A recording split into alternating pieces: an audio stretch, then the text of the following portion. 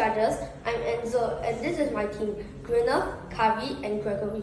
We're Team Food Saver. We've got 10 to 12-year-old students and we are going to present our app.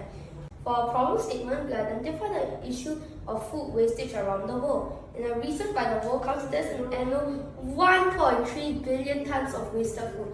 This wastage also wastes resources like water, energy and land that were used in production, transportation and packaging. Our goal is to reduce environmental harm and combat climate change for a more sustainable future.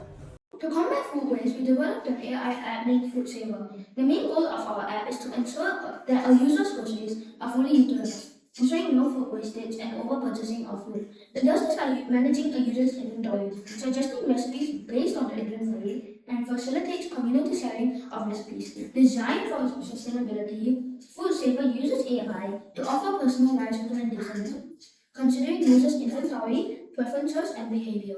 Welcome to our app. New users can sign up and existing users can log into their account. After logging in, users are directed to their inventory page where they can track low expired items, add new products, and adjust quantities. In the recipe page, we use AI to suggest various meal ideas based on available ingredients, promoting efficient food usage.